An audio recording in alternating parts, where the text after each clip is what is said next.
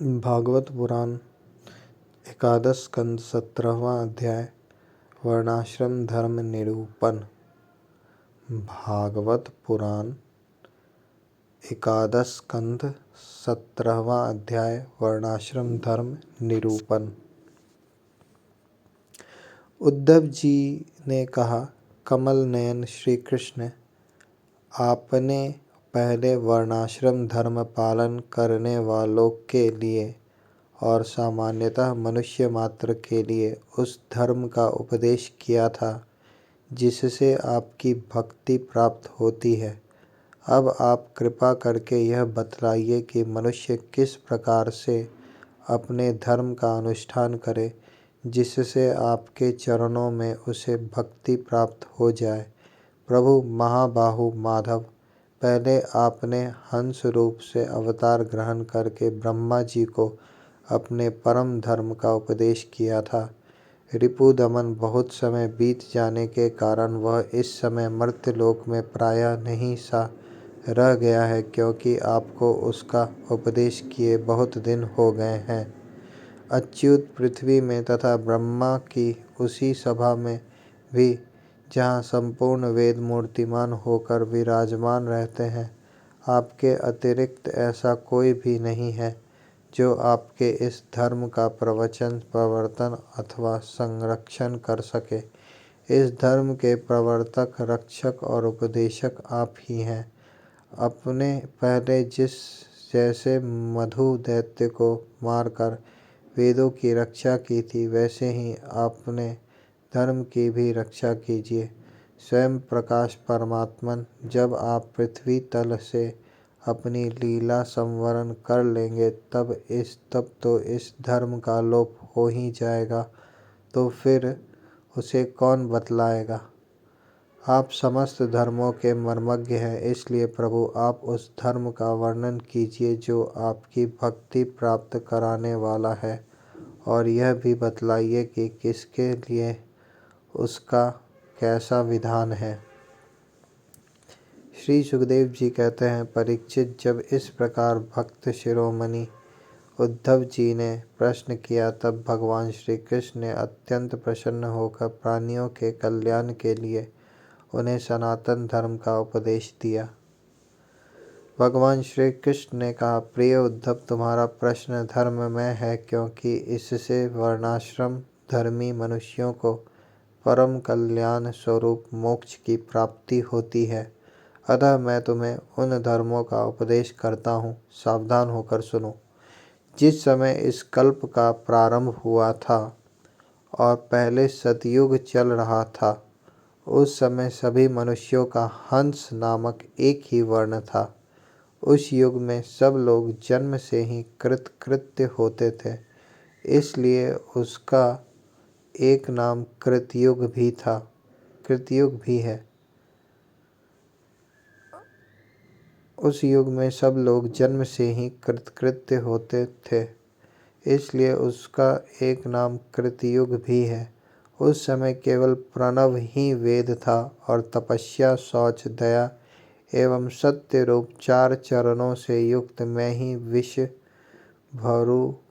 रूपधारी धर्म था।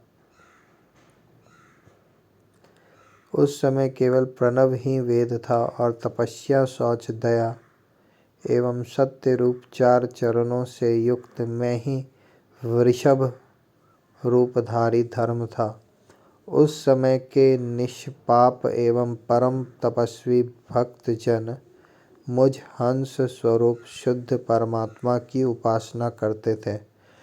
परम भाग्यवान उद्धव, सतयुग के बाद त्रेता युग का आरंभ होने पर मेरे हृदय से श्वास प्रश्वास के द्वारा ऋग्वेद, सामवेद और यजुर्वेद रूप त्रयी विद्या प्रकट हुई, और उस त्रयी विद्या से होता, अर्धवर्यु और उद्गाता के कर्म रूप 3 भेदों वाले यज्ञ के रूप में मैं प्रकट हुआ।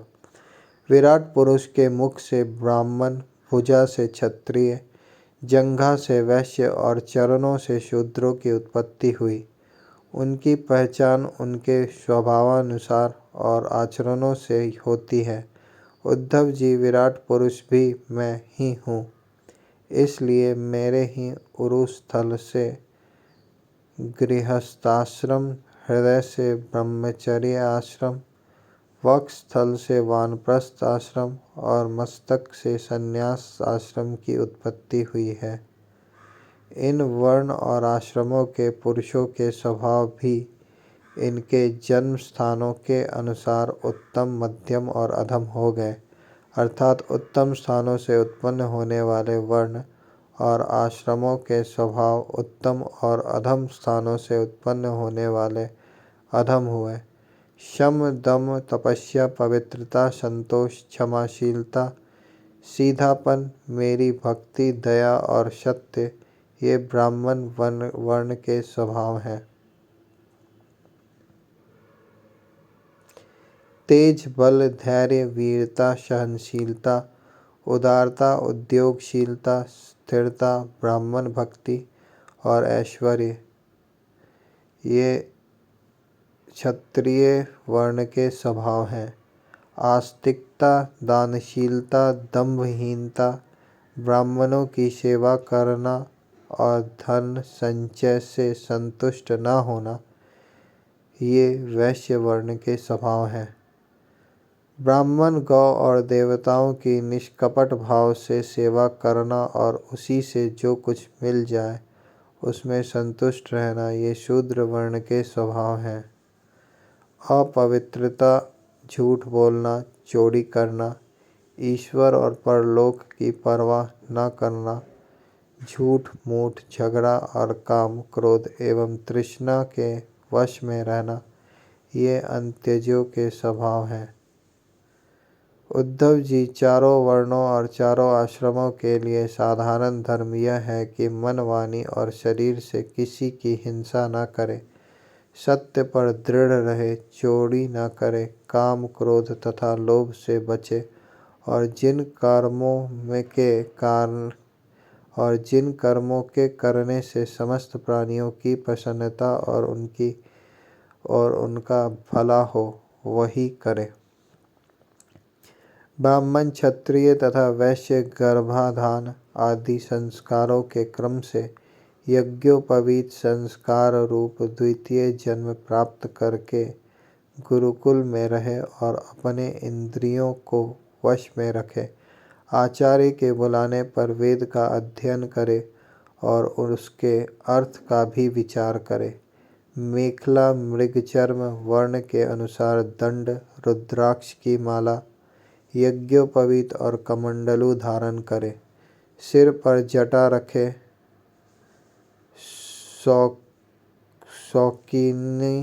शौकीनी के लिए दांत और वस्त्र न धोवे, रंगीन आसन पर न बैठे और कुश धारण करे, स्नान, भोजन, हवन, जप और मल मूत्र त्याग के समय मौन रहे और कक्ष तथा गुप्तेंद्रिय के बाल और नाखूनों को कभी न काटे, पूर्ण ब्रह्मचर्य का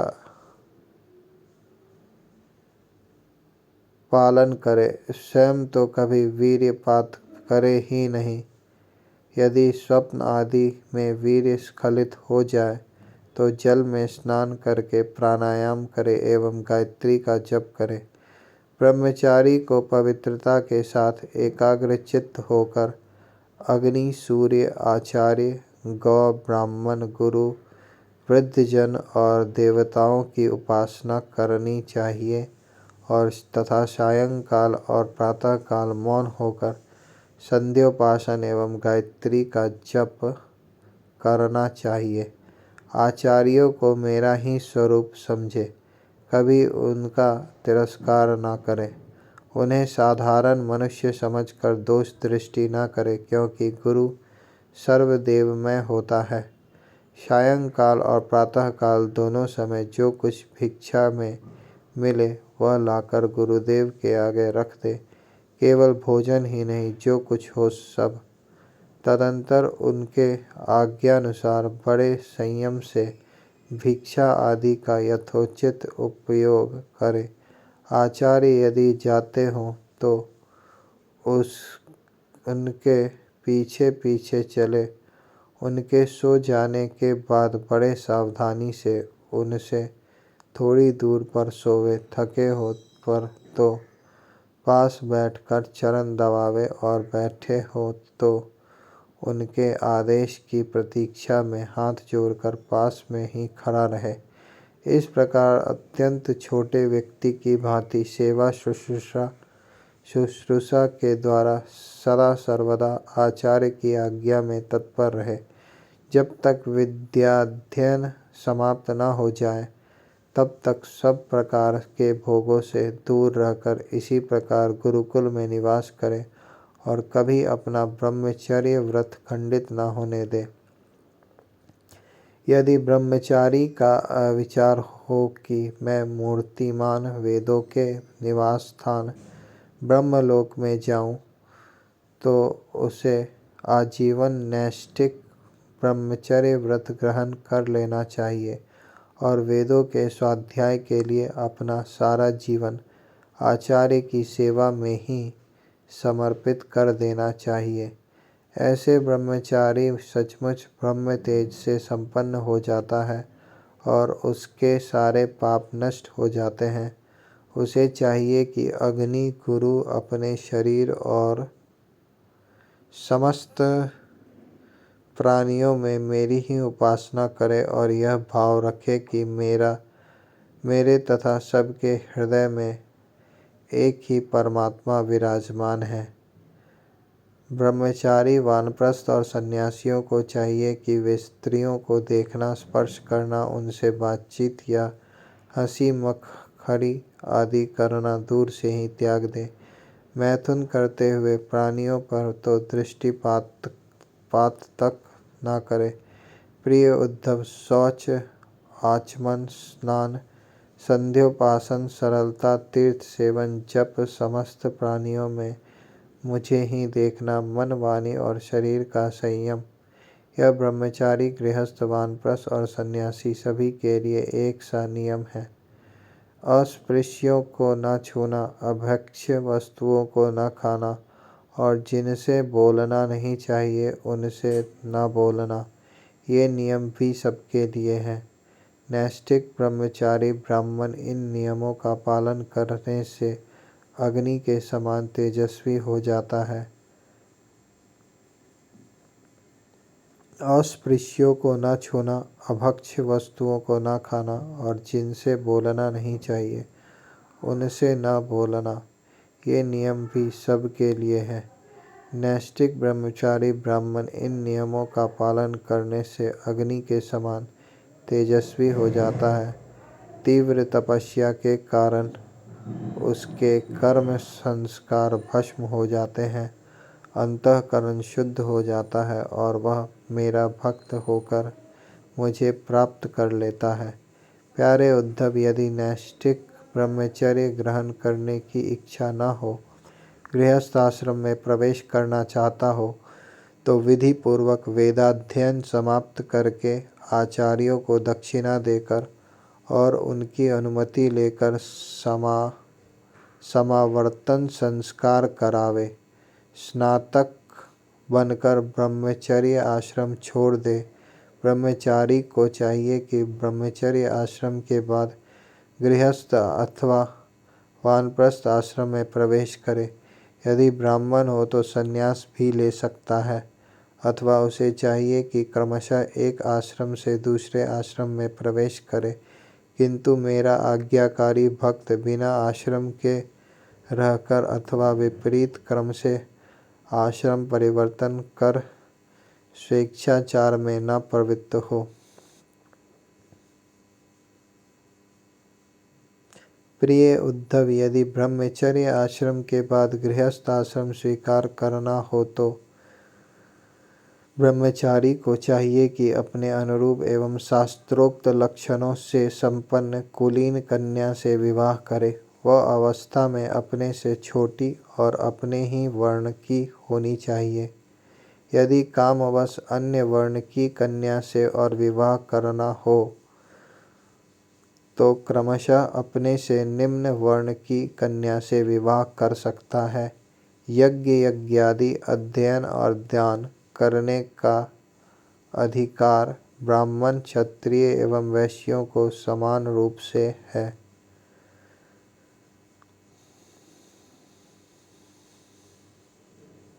परंतु दान लेने, पढ़ाने और यज्ञ कराने का अधिकार केवल ब्राह्मणों को ही है।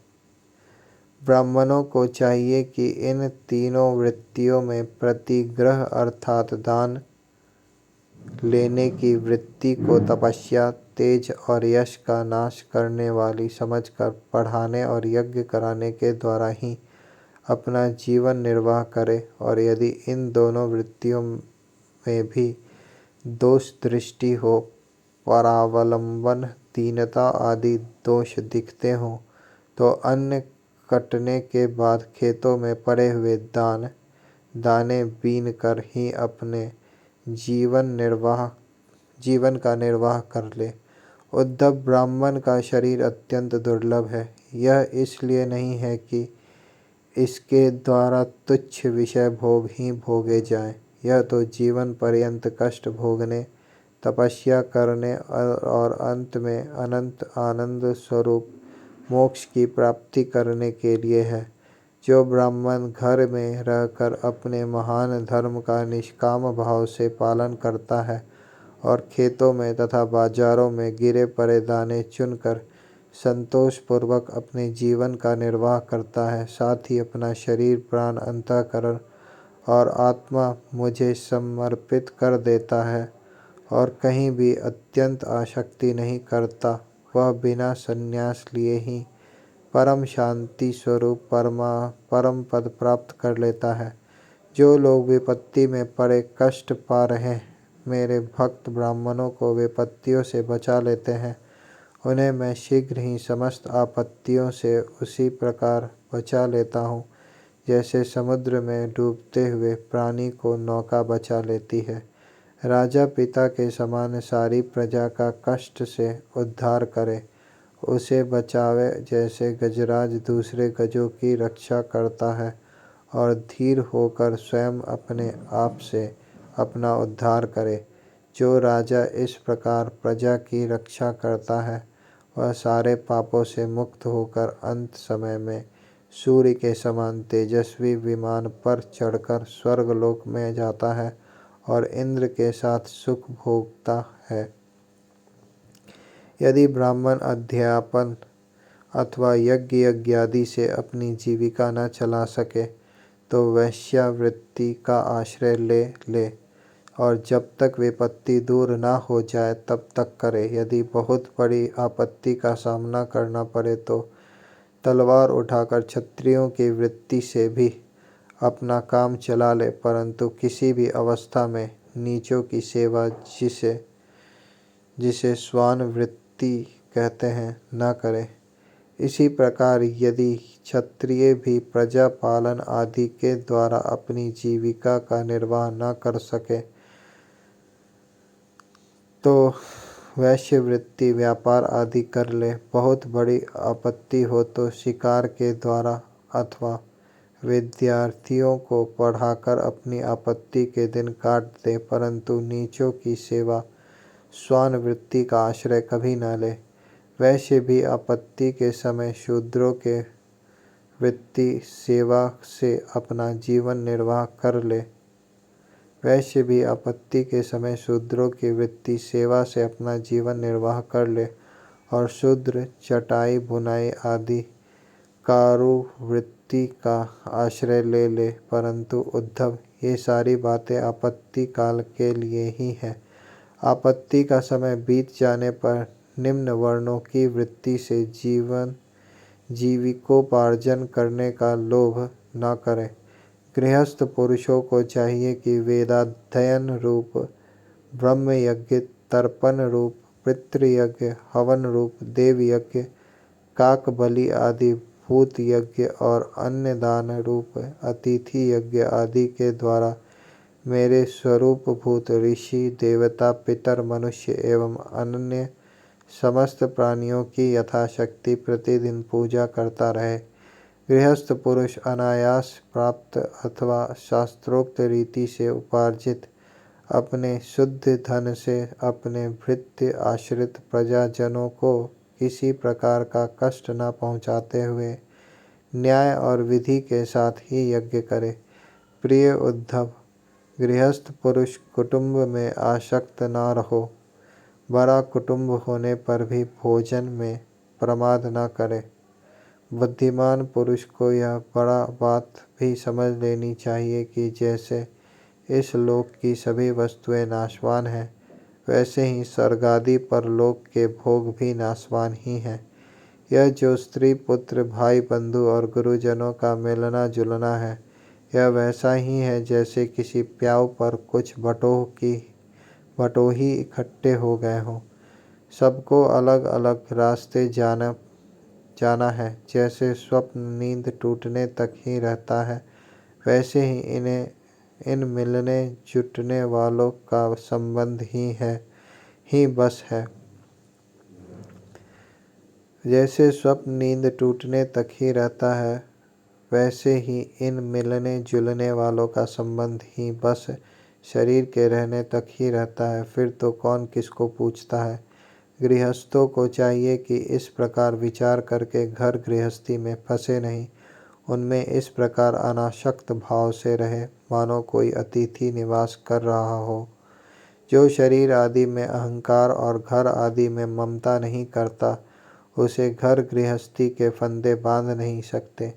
भक्तिमान पुरुष गृहस्थोचित शास्त्रोक्त कर्मों के द्वारा मेरी आराधना करता हुआ घर में ही रहे, अथवा यदि पुत्रवान हो तो वानप्रस्थ आश्रम में चला जाए या संन्यास आश्रम स्वीकार कर ले। प्रिय उद्धव, जो लोग इस प्रकार का गृहस्थ जीवन न बिताकर घर गृहस्थी में ही आसक्त हो जाते हैं, स्त्री पुत्र और धन की कामनाओं में ही फंसकर हाय हाय करते रहते हैं और मूढ़तावश स्त्री लंपट और कृपण होकर मैं मेरे के फेर में पड़ जाते हैं, वे बंध जाते हैं। वे सोचते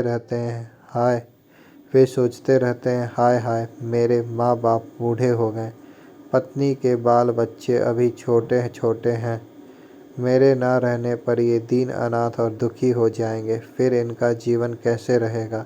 इस प्रकार घर गृहस्थी की वासना से जिनका चित्त विक्षिप्त हो रहा है, वह मूढ़ बुद्धि पुरुष विषय भोगों से कभी तृप्त नहीं होता, उन्हीं में उलझकर अपना जीवन खो बैठता है और मरकर घोर तमोमय नरक में जाता है।